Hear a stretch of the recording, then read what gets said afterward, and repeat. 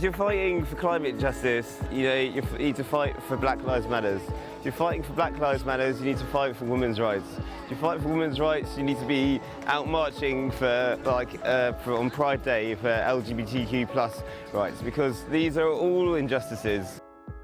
We're here in Birmingham, we're outside Curzon Station, and this is where we're beginning our 125-mile walk to London, which will be stopping at all of the HS2 protest camps along the route.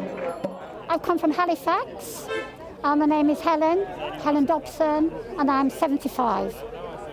And I will carry on till the day I die. I'm trying to do my little bit to stop the destruction of all our wildlife and our country places and our trees and flora and fauna, which are fast disappearing. It's really to try and show people that this is an issue right now, to raise people's attention to this task, because basically HS2 is an absolute dog. It's a total nightmare for the environment, it's a total financial nightmare. It's not going to do anything good for our country, and we need it stopped.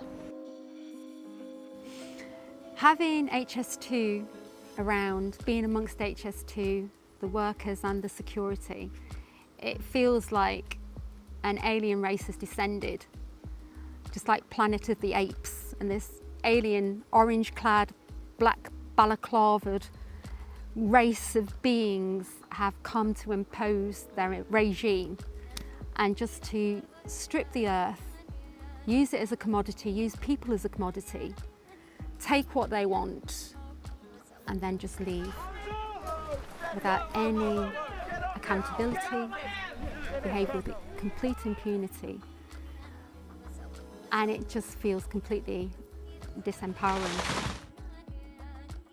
Thousands of trees have already been felled on this site, and there's a lot of people that have had a lot of stress and a lot of intimidating behaviour from HS2. A lot of residents have lost a hell of a lot with no compensation. There's one farmer who's had 4.5 acres of his farm, and it's a natural farm. He doesn't use any chemicals, and it's all done as it would have been done by the old ways. And they've taken 4.5 acres of his land under temporary possession. They will hold that for a year post completion of the project, and they will do what they want to do with it in that time, and he is entitled to nothing. Now this is pure hippie talk, if you like, except now it's not. This loose phrase we have, connection with nature. What I love, what I've been fortunate to learn about, is now contemporary neuroscience and quantum field theory are telling the same stories as indigenous wisdom. Everything has a spirit, and fundamentally you need to listen. And what developed shamans can do, they're so confident in the existence of the imaginal world as being as real as as a material world, that they can actually go into the imaginal world and with their companions and conversations with their companions actually can alter things in physical reality.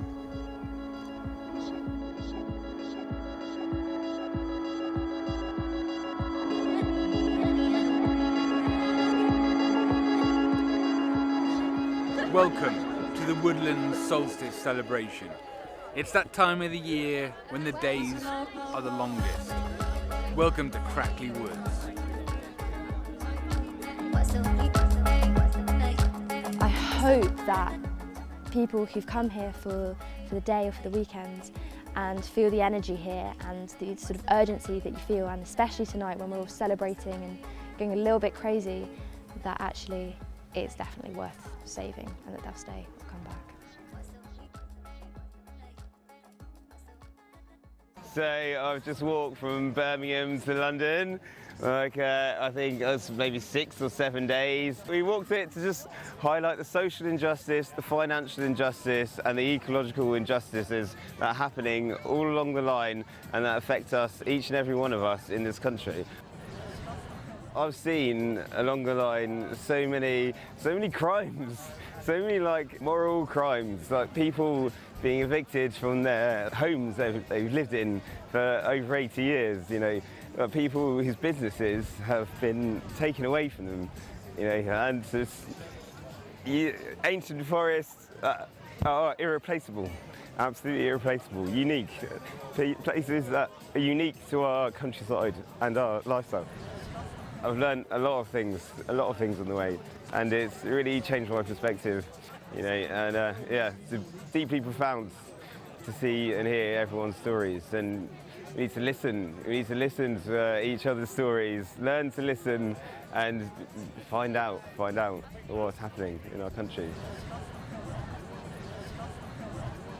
What I feel like I've done is very little compared to the people that have given up years fighting against HS2 and climate injustice across the world. You know, they're the real heroes. They're the real heroes of this story. Weeping, it's emotional. It's an emotional journey. It really has, but it's powerful. But we need to cry. We need to cry because, you know, then we're feeling something, and you know it means we're engaged. We need to get engaged with the debate and get engaged with people's stories.